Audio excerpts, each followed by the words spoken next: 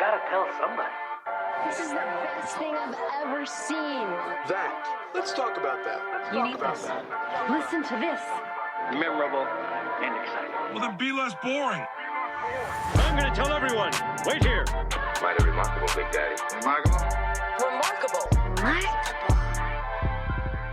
Welcome to Remarkable, a podcast for B2B marketers that deconstructs the most iconic moments in film, television, pop culture, and advertising for a single purpose: to give you, the B2B marketer, the same storytelling techniques that the pros use.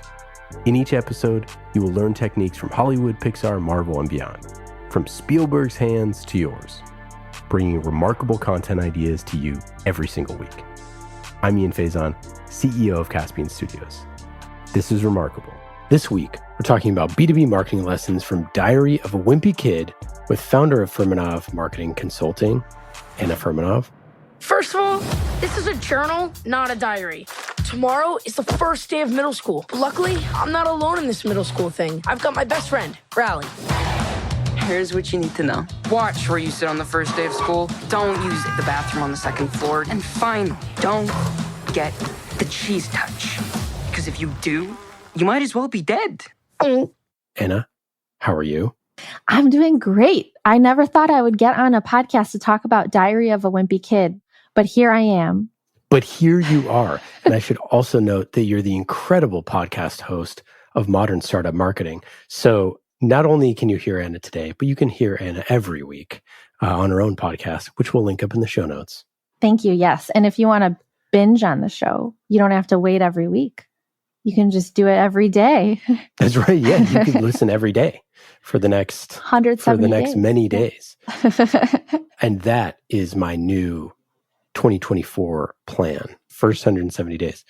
Okay, Anna. So why the heck did you pick Diary of a Wimpy Kid? You know, Ian, I'm starting to question why. No, I'm just kidding. So we're talking about content, and I like to think outside the box. A lot of the folks that you had on your show have talked about adult shows. And I'm like, there's a lot of great content that people just don't realize that is in the kids' world, which is the world that I'm in. 50% of my day is adult world and 50% of my day is in the kid world, maybe even more when kids, cry from a nightmare at night and then I have to help them out there. So probably more than 50%.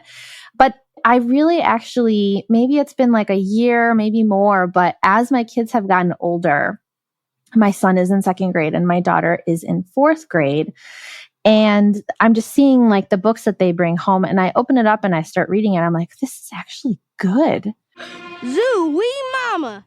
And I see them devouring some of the books like that. My son I take him to the library every week and he loves it. And he picks out books and he will sit down on the floor and start reading them. Like the librarians love him. So I think like that has been part of my life in the past years.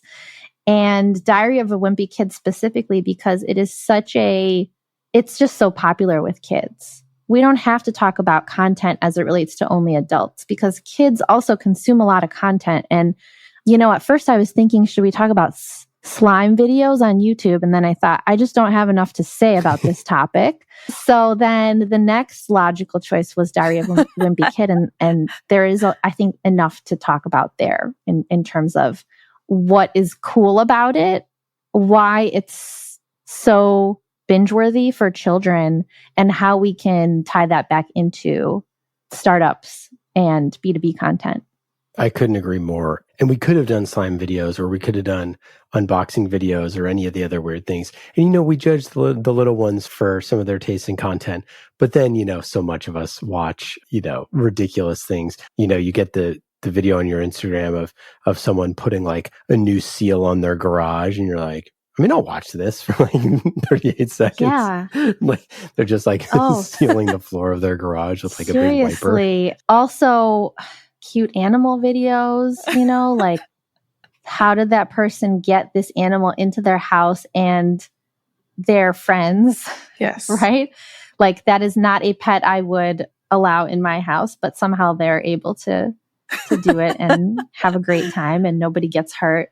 Yeah. I mean, I think there's something to be said around don't judge your kids' content consumption too soon. Yeah, if you give me a raccoon video where they're washing their owners, all of their stuff in like the dog food bowl, like I'm hooked. Totally. So anyways, tell us a little bit more about your work at Furmanov Marketing Consulting and what you do with startups.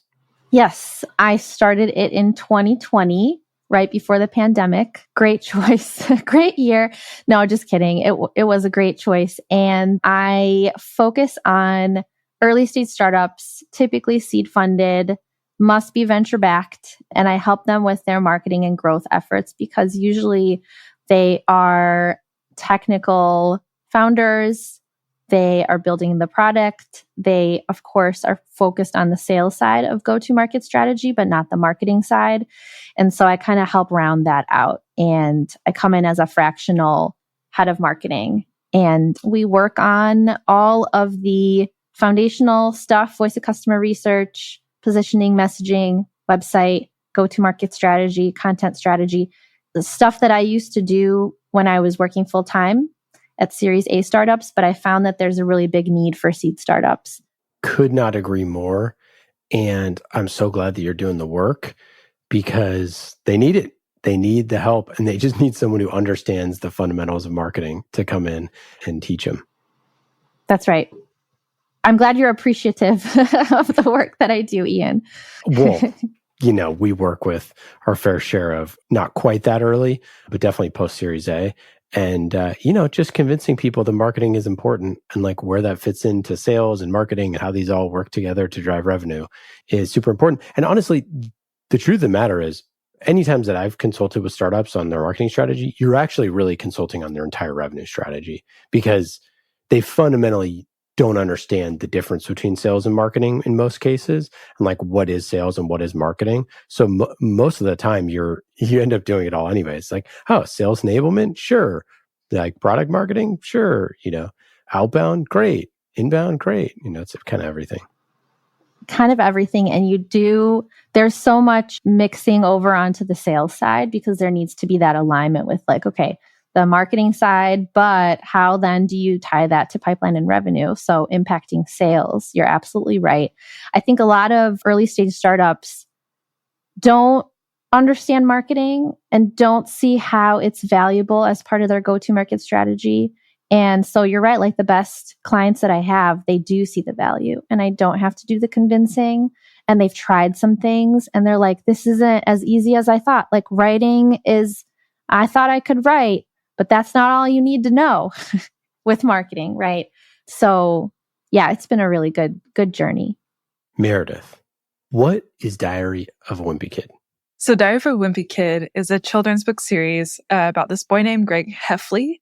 And it's his journal about navigating middle school and his relationships with his friends and family. So it's written in his voice, which we'll get to in a second, but it was created by Jeff Kinney, who dreamed of being a newspaper cartoonist, but it never really happened for him. And so he could never really get his cartoons syndicated. I went through about 3 years of sending out submissions and then getting rejected. So it was really kind of soul crushing. So he ended up getting a day job. And while working at this day job, he was putting ideas into a notebook and he worked on it for 8 years, just compiling these ideas. And he was also at the same time watching Harry Potter, like all the Harry Potter movies were coming out. And he's like, well, Harry Potter's like very heroic and brave, but like that wasn't how I was as a kid. I was a kid who was an average kid, but I had very wimpy moments. And so his notes were sort of shaped around who he was as this young kid who was not heroic, but a lot more realistic. And so he writes about like feeling jealous of the popular kids, but sort of like brushing it off, like being afraid of the bullies and kids who are already growing facial hair in middle school. And so in other words, he really writes in the voice of a kid and how he really experienced middle school himself. So there's this real authentic, I think, voice to it. He calls the other kids morons and the middle school is dumb and all of that. So he like sort of brushes it off in that little boy way, the things that kind of bug him. But so he started working on Diary of a Wimpy Kid in 1998, and he actually meant for it to be this nostalgic book for adults. I think it was like a very long book. In fact, the first draft was 1,300 pages long, and it was meant to be sort of a primer or a nostalgia piece for adults. And he was like, you know, this is going to be something that like I want adults to read and be like, oh, you know, this resonates with me because this was my experience in middle school. So it wasn't until 2006 when he happened to bring a sample manuscript to New York Comic Con, and it ended up getting picked up by this publishing company who also had a booth there called Abrams. And Abrams does like really fancy like coffee table art books. But for whatever reason, they were like, this is amazing. This is what we're looking for. We want to, you know, sign you. And so they made this multi-book deal with him for a series. And the first one was published in 2007. So this was like years in the making, and like lots of just like suspended hope that one day, you know, it would get picked up. And now there are 17 books in the series. There are 84 editions. It's been translated into 69 languages, and more than 275 million copies have been sold globally. There are 3 spin-off books. I mean, it just keeps going on and on, right? The 4 live action films, 2 animated films on Disney, and there's a musical. There are tons of licensed products. There are even like emojis, and there is a Greg Heffley balloon in the Macy's Thanksgiving Day Parade. And so like this has really exploded. It took a long time. So it's like, just keep going, you know? And when I was thinking about this, like the books are written in Greg Heffley's voice, right? And on that note, like, I think parents and teachers kind of loathe the books. I think what most parents and teachers have come to understand is that my books are good gateway reading, is that they're not the books you want your kids to end up reading, but they're a great way to get them started. And I'm very comfortable with that. Like kids always like picking up on the book, but there's something so addictive about it. I can't stop reading them. Like I read them over and over all the time. And so I'm wondering, Anna, like you said, your son laughs out loud when he reads it. What is it about the way that he's written these books that makes them so like addictive for kids, do you think? So I think there's a few things for why do kids want more. The stories kind of keep you on your toes. It's just so funny and interesting. You never know what's going to happen next. Because it talks about the absurdity of daily life. I'm not going in with a poop stain on my pants. What should be mundane and boring turns into the like absurd. No, it isn't what it looks like. It isn't. It's chocolate. And that's why kids laugh out loud.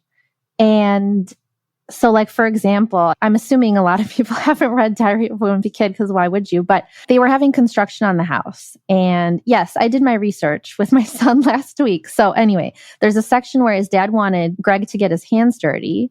And so he goes out and tries to help the construction workers. But Greg isn't really like wanting to get his hands dirty. So he's trying, but they don't really like him. So they tell him to do dumb jobs. And he's like, oh, that's a dumb job. They just did that on purpose. And he starts to realize that. And then he's like, wait, I know. I'm going to go bring them their lunches so that they like me more. And then he wants to do a good job, right? He brings them the lunches, but then he drops the meatball sandwich and the meatball like starts rolling away. And then he like throws it out and hopes that nobody sees it. So I think there's just this absurdity to the mundane. And kids are like, how's this going to end? This is just like getting so bad. What is going to happen next? So I think that's what creates this momentum for kids to start reading it. And then they're like, I got to keep going because it's going to get worse before it gets better. And there's always something new that gets worse because it's a diary. So he like starts on a Wednesday and then it like continues and then it's Friday and then it's the next week. And so it literally is like a diary and continues. I feel like underneath it all, there's this like desire to really be liked, you know, and wanting to help and wanting to be popular and like making a mistake. Oh God, I know I've done something like that. You know what I mean? When you're young and you're just like, I'm going to be super helpful, but this might be a task that's like a little bit above me, but I'm still going to try really hard. And if I can pull it off, then they're going to love me, you know? So I think it's like that could really resonate with kids. I know like immediately I'm like, oh yeah, I totally have done stuff like that when I was younger. And I think too, just like like writing in the kid's voice is like, he knows his audience, you know? And it's interesting that when I was looking into the backstory of it, it was Abrams, the publishing company, that really was like, no, like make this for kids, not for adults. Never for a second in the 8 years I was working on Diary of a Wimpy Kid did I think that I was writing for kids. So I think it's interesting that that was the turning point for him. And I don't know that it would have had it. I don't think it would have had or been as successful as an adult book. You know what I mean? So I think like knowing his audience, like writing to them, and now he's like a celebrity. If you're wondering what all the cheering is about, Jeff Kinney. It's because Jeff Kinney has just produced something all these kids have been waiting for. Like you see videos of him and he's like high-fiving all the kids, like running through this crowd. Forget Taylor Swift. Bonkers. Don't say that. I just wanted to be known for all of our listeners that we are staunchly pro Taylor all the time. I think it's super fascinating that he started as a cartoonist because it makes a lot of sense that he could then write stories that sort of have a similar structure as a cartoon, right? Like cartoons are very much like, you know, this 3-act structure, right? Like every time. So if he's telling a story of the mundane and you think of like Calvin and Hobbes or, you know, some of the best comics that are about kids or Peanuts or whatever, it's where they're tapping into something that the parent is reading and the kid is reading in a way that is super unique. And you're hitting both. And I think Diary of a Wimpy Kid has more so on the kid side, to your point, that it doesn't have the parent side, but we've all been there as kids and we all sort of understand what that's like. I think it's also really fascinating to write the story of like, you know, just calling it Diary of a Wimpy Kid is clearly identifying what this is, right? It's like, it's not your normal hero. It's not someone who even, you know, is a hero most of the time. And it's super mundane. And like that compared to a lot of the, you know, other children's stories, like, you know, Roald Dahl stories, which are like so crazy with all the stuff that is going on, or, you know, like Shel Silverstein. And then you have like Diary of a Wimpy Kid, which is so fascinating because it's so mundane, but so real and like so lived in. This is boys wrestling. Ever hear of Title IX? Her parents threatened to sue, so you show her what it's like to wrestle a real live boy. And the kids just identify with this dude and he is their guy. He's their hero, even though it's called Diary of a Wimpy Kid and Wimpy is not heroic. We just talked about what Wimpy means yesterday with my son who asked like, what's Wimpy? And so Wimpy is not heroic, but like I had to explain what Wimpy was. It's not strong. It's scared, kind of, you know, not taking on, scared to try new things. And you don't want to be wimpy usually, but here you connect with his wimpiness. And so what I think that kids really love, just going back to that question of like wanting more, is you get to know and love the characters so deeply. And you start to like really love this wimpy kid for his wimpiness, if that makes sense. And I think that's actually common for the most loved books, shows, series. You really get to know and love the characters. It's not just Greg, it's his older brother, his younger brother, Manny, who's like a genius. But then when his parents find his blankie that's like all torn up and then throw it in the trash, just goes nuts. And he turns into like some other child and starts to call Greg names like Bloopy or something like that. And yeah, it's again absurd. Absurd things happen when you throw away your little kid's blankie. So, but I think it's like the getting to know and loving the characters and seeing the wimpy as a good thing versus a bad thing. It's also like such an incredible juxtaposition of like how heroes are often portrayed. Like obviously you have people who are reluctant and you have, you know, the little engine that could, or you have like everybody loves a comeback story. Everybody loves an underdog. So like there's tons and tons and tons and tons of stories about that.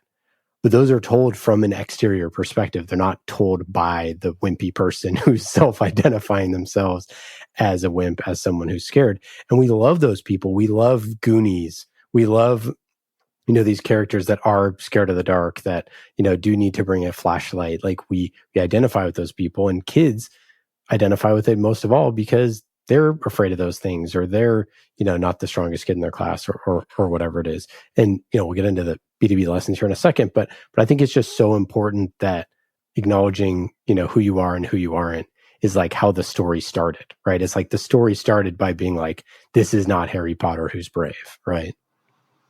Yeah, you can read another book if you want to see that. This is not where this is going.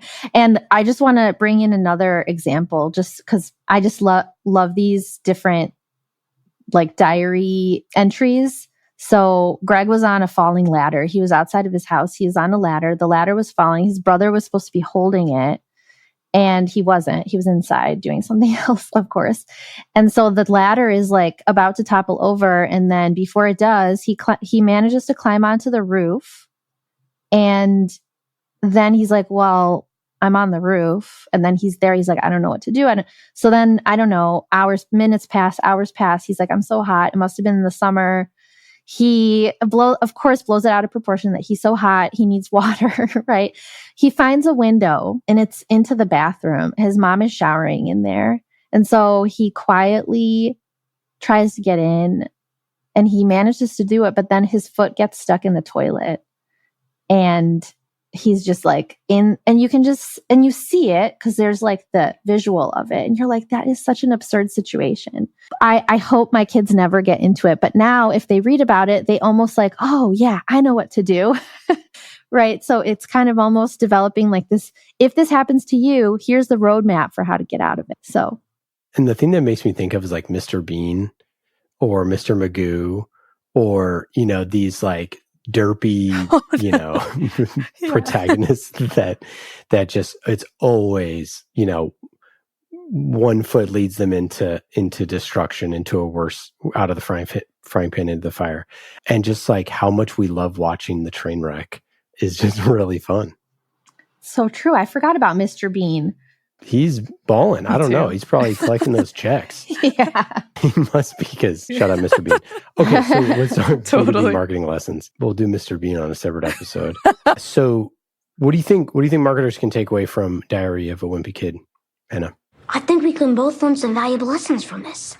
The purpose of your content. A lot of content strategies focus on educating and maybe inspiring people, right? Maybe, but it's mostly educating people. Like, here's how to do this. Here's how to get more conversions. Here's how to update your website. Here's how to sell faster, sell more. Of course, I'm leaning more towards like MarTech and sales tech and all that stuff. But a lot of content strategies are focused on the educating, and not as many are focused on entertaining. We were talking about Instagram and how we're adults and we want to just get entertained, right? And that's okay. Kids want to get entertained. Adults want to get entertained too. So don't forget about the entertaining side when you think about the purpose of your content. And I think a lot of B2B companies can actually think about, get creative and think about creating something like Diary of a Wimpy Kid. And I think some companies are doing something to this effect, like the absurdity of sales, the absurdity of marketing, the absurdity of X, whatever the target buyer that you're selling to, they experience in their, workday. I think it could be entertaining. It could be funny. It hooks you in. It keeps you coming back. Like, what are they going to talk about next? And so you end up having content that is just like a wider range of things and not just focused on the educational. I also think that you could potentially, I was just thinking about like, oh, this could really flip blog posts on their heads, right? Or case studies. If we would mimic something like Diary of a Wimpy Kid and how they lay things out with words and pictures to tell a story, that's essentially what Diary of a Wimpy Kid is, right? And you could mimic that, and you can create something that looks so different from a typical blog post or case study or any long form content. Because that's the beauty of marketing, right? It's about trying out new ideas and seeing what sticks. And you can do anything. And that's like literally why we made the show, is that you can do that. I was thinking about the case study angle as well. And I was thinking it would be so funny if you made a case study that specifically, like I was thinking about like customer onboarding, like we're making a podcast, or we made a podcast where like everything went wrong. We had to push dates. We had to do stuff, you know, like every single thing went wrong. And like, that's how creative work is. Like it is crazy. It's nonlinear. You're pinging around. You're doing all sorts of crazy stuff. That's how like onboarding a new technology is, you know. It's like, hey, adoption, we're 6 weeks in. What's our adoption rate? Like 2%, like crap, you know, like, but it would be so funny if someone told a story like that and had the person like the champion who like advocated for this tech and spent all their political capital on it, or like, we got to do this, and had like every single step of it be like just one foot in front of the other, like stepping in mud, then a paint can, then, you know. Everything that could go wrong goes wrong. Yeah. And then it's like, and then we got to launch and the skies parted for a second and then the clouds rolled in and then it rained. It's like, and after a year of using it, it's like, our company loves it. You know, 80% of the people said it's the best tool they've ever used, and like blah, blah, blah, blah. Like, it's not always an easy road to get there, sort of a thing. And I was thinking about them, like, if you told like a super honest story like that and very authentic and like highlight all the absurd things, like we were supposed to go live on November 1st. That got completely canceled. You know, like we had like, for us, you know, a host, and then we have to go find a new host and re-record, and what can we use? And like, there's so many things that you could tell there that show that, you know, we always want to show the easy button, but how can you make it more real? Yeah. And it shows like the reality of the situation. And then, you know, expectations meet reality, and people are pretty happy. It's when they don't that people get upset. Absolutely. I think maybe it's me, but I've seen a lot of case studies that are just look the same. They're just boring. How can you weave more emotion into case studies? I know it's possible, because one of the questions I like to ask in my voice of customer research work is, how has this tool, platform, whatever, changed your life? And that's a big deal. That's emotional. That's big, right? And so when you hear the answers, maybe it's something that you can blow up a little bit more, make people laugh, make people cry. Overall, how can you make people feel more connected over the emotional stuff? Let's talk voice here for a second. As we've said, that it's coming from a first person narrative, and he uses a lot of colloquialisms. You know, Meredith, you mentioned that teachers don't like it, or, you know, and parents sometimes, because he uses words like wanna and gonna and all that stuff. So Anna, like, why is it so important to think about that voice and to think about like an authentic voice? And I know that stuff is thrown around all the time. Write in your voice. What's your brand voice? And be authentic and all that stuff. But like, how the heck do people actually do this? Because it's freaking hard. But when you get it right, it feels really good. I think it just, like, I use wanna, gonna, and I feel like I'm a smart person and I should know better.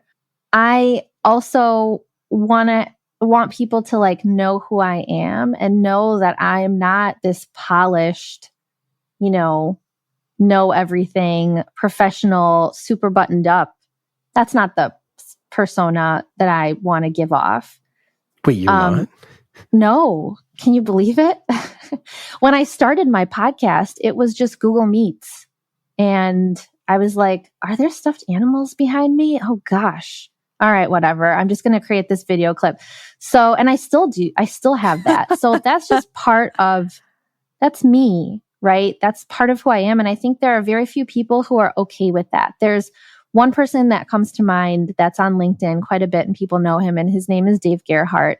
And he literally shares like photos of himself sitting at his work desk. The bottom part is like shorts, long socks, and like stuff on the floor. And the top part looks like pretty, he might be wearing a nicer shirt or whatever, but that's it. And I think that is so cool. And that comes back, like that ties back to Diary of a Wimpy Kid a little bit, in that you're not here to show people to just be fake. You're here to be real, creating a space for other people to be real with you, which creates connection, which creates likability. So I use Wanna Gonna, and that makes I think people connect to me much easier because of that. They like the posts I put out on LinkedIn. And I use those words when I post on LinkedIn. Sometimes I use it in my monthly newsletter. I never use that in my client contracts because I think that's going too far. But in my content, I'm going to use words like wanna, gonna, because I think there's a place and a space to do that. And I pick that as my, vibe. And I think it's important for startups. This is also an exercise we go through, is like, what is your personality? What's your vibe? How, security startup might not want to use wanna, gonna. That's fine. But at least figure it out so that you kind of have a direction and a roadmap for what you want your content to look like, sound like, feel like, because it's a package. You put it together and you don't think it is, but like the way that you show up online, offline is a package of like who you are and whether people will want to connect with that or not. Yeah, I think the message is not necessarily that you should use conversational language all the time. It's that you should use the conversational language of who you're selling to. Because if you're selling an enterprise cybersecurity, software that's, $10 million deals and, is keeping people out of prison, like you probably need to match whatever voice that those people talk about it with. And to the showing pictures and that side of it, I definitely will go on the record saying I don't need to see Dave Gerhardt's legs, but I am proud of him for doing it. It takes courage, it takes courage to show like he used to be a top executive at this and this company, right? And now he's working from home and he's got his own company and he's still able to just share images like that because there's a level of like, yeah, I'm successful, but I'm not going to put up like this air about it. Yeah. And I think that with Diary of a Wimpy Kid, the author obviously was writing for himself, and his experiences, but was writing as a child. Hi, Doc. Can I get a new butt? My old one has a crack in it. And like honed in on what it feels like to write as a child. And when you go through that exercise, one of the great exercises that I heard about, this is tangential, but this is what the show is all about. So Robert McKee, who wrote Story, said an exercise that when you're writing a character, you should take them out to get a drink. And he's like, you gotta go, you gotta pick them up. They gotta sit in your car. How would they sit? How would they talk? You go to the store. What are they going to order? What are they going to eat? How are they going to eat it? You do like all that sort of stuff. And to like really figure out, what this person would be like. And you need to do that with your customers, right? You need to not only like be around them and listen to them and hear how they talk, but also like imagine the things that they would do. And like most of all, Diary of a Wimpy Kid, it feels like it's a kid. Like it's crazy that it's not a kid. It's crazy that an adult wrote it. It's crazy to me too. I bet you he must do something as part of his process because we get older and we lose touch with a little bit of that side, unfortunately. And maybe fortunately, because we need to grow up. But I bet you he has kids. I don't know. Does he? He has 2 kids. Yeah. And they're both boys. I was actually just thinking about that. Yeah. And so he is in it. He's in this probably, or used to be recently in all of this. And I'm sure he's grabbing some of it from his own childhood or some things like he gets ideas from seeing what his kids are up to because there's so much stuff. Like before you pressed record, I was talking about how my son was bringing back Diary of a Wimpy Kid just too much. Or maybe it was my daughter who's in 4th grade. No, it was my son.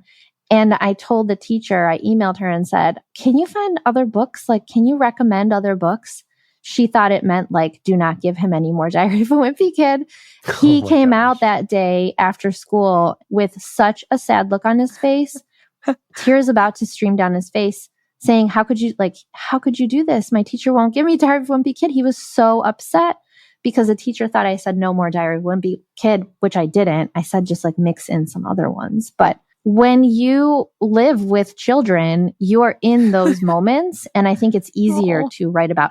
But tying back to B2B though, you don't live with your target buyer, right? But somehow you have to mimic that like knowledge of what they're feeling, what they're frustrated about, their day, right? So that's why it's so important to check in with that and to have these voice of customer research conversations. I can't emphasize enough how important it is to do that. You can't write a book about something from that perspective if you're not in it. You can't write content if you're not in some way in it, right? And super in the community, talking to people, understanding their goals and challenges and emotions and frustrations and, what they're worried about and what they're excited about. You just can't. So you have to, since you don't live with them, you have to kind of artificially create that. When we were writing Murder in HR, I was talking to a former CHRO and I was showing them the story and talking through it, and they read it and they were like, oh yeah, somebody almost died when at our company kickoff at our SKO. I was like, no way. It's like, yeah, I found them like face down in a pool of blood that got impaled by an umbrella, like an umbrella that you'd sit at a resort. And I was like, what? They're like, yeah, apparently they were like drinking too much and like tripped and fell and like somehow whatever. And, et cetera, et cetera. I was like, man, we're writing this murder mystery about, someone who is super silly and gets electrocuted on stage and all this stuff. And they're like, this isn't even that far off. Right. It's not even that far off from reality. And so it was just one of those things, like I would have never got that story ever if I didn't present this other extremely ridiculous, hypothetical murder mystery, crazy thing. It's like, oh yeah, no, that ain't too far off.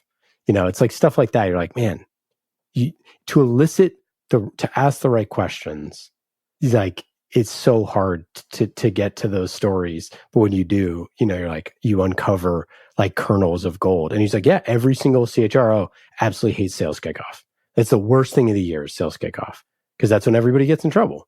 And I'm like, I would have never known that, You never know unless you're in it, right? Experiencing that or talking to people that experience it over and over again. Yeah. Okay. So obviously you work with a lot of startups that are seed stage and all of that. You mentioned one of the things that you do is those customer conversations and how important that is. Any other sort of pieces of advice for our listeners who are in startup land other than, they should talk to you? Other than they should talk to me. Yeah, I would say that starting with the foundational stuff, you think it's just wave your hand, I'll do it someday. It's not important right now. You've got to start with the foundational pieces like voice of customer research, having these conversations with 5 to 10 of your customers, prospects, understanding them, understanding how they relate to you, why they picked you, what's your differentiated value. All that is really important. And then tying that back into your content strategy. When you think about your content strategy, and also when I think about putting out my own content too, because the cool thing is when you have a company and you're kind of all things, I put on my marketing hat, but I also put on my sales hat, and I also put on my customer success hat, and I put on my all things hat. I think about this stuff too. What's my wedge? What is my point of view? What point of view will I own? What's that unique insight that only I have or very few people have? Very few people are talking about. What are the stories that are not being told yet that should be told? What are the Diary of a Wimpy Kid stories that are not being told? By the way, I'm still working on this. Honestly, for me, like, what's my wedge? Because everyone talks about marketing and everyone talks about, in my circles, marketing needs to tie to pipeline and revenue. There are so many different things. Like everybody talks about how important marketing is and how important content is marketing and marketing is content. So thinking about, it's very strategic, it's very deep thinking, but it's very important. And I'm still working on this. And I'm kind of in a place where I'm working on it, and it's iterative, and it's probably going to continue to be iterative over the course of my, building my business. The other thing is the way you package up your point of view matters a ton. We just talked about how with Diary of a Wimpy Kid, the words matter, the visuals matter, the look and feel matters, cartoon sketches matter. Like when I work with startups on their websites, we have to figure out the look and feel. Is it going to look like sketches? Is it going to be very crisp, very clean, geometric? Like we talk about all that stuff. So the same thing goes for your point of view and how you package it up. Are you going to be like a lot of videos, talking head stuff, which I do a lot on LinkedIn, talking head. So your point of view, what's your wedge? How are you going to package that point of view up? And also think about it's great that you have this original point of view and you want to share it, but sometimes it's nice also to be cognizant of what's trending. So for example, when people were going nuts about ChatGPT, I think it was December last year. Has it been almost a year since ChatGPT came out? Can't Burst believe onto it. the scene. Yeah, think about. I think so, right? So when it first came out, I used it to write a startup marketing song in Taylor Swift's style. And it was pretty good, actually. And I posted about it on LinkedIn, and it was one of my top performing posts. I used a tool. I didn't have to do anything. I used a tool to write the content for me. But because ChatGPT was so interesting and enticing and intriguing at the time, everyone was like, oh my gosh, this is awesome. You use this tool so you have to understand what's trending. The same thing with Riverside has magic clips, which I'm sure you guys are aware of because you use Riverside. And when I posted about magic clips, when it first came out, that's also a really popular post of mine because people are like, oh my gosh, this is amazing that you can. So you have to kind of understand, who are you talking to? What will they care about? And what's trending right now? What are people interested in? And think about your approach and how you're going to approach that conversation. So I think those would be the top things that when I work with my clients, I think about the wedge, I think about the packaging, I think about what's trending. And of course, because we were just talking about Diary of a Wimpy Kid, I think about what's your human touch. With my own content, we just talked about, I'm not trying to be buttoned up, the most professional person. But that's why people tune in to what I have to say, because I'm bringing things up and just being real about it. Have a lot of questions. That's why I started the podcast originally. I'm like, I have a lot of questions and I just want to bring people on to ask them these questions. And it's morphed into, a different show since then, but it comes back to having a human touch. Final question here. What is your one piece of advice for someone who's newly ahead of marketing at a startup of how they should think about content? My piece of advice is start with the strategic thinking, things that I just mentioned, tie it back to who is your target buyer? What do they do in their day-to-day frustrations, goals, challenges? Tie it back to more than just the product. So your content shouldn't just be screaming buy the product. It's product marketing stuff. Content needs to extend beyond that.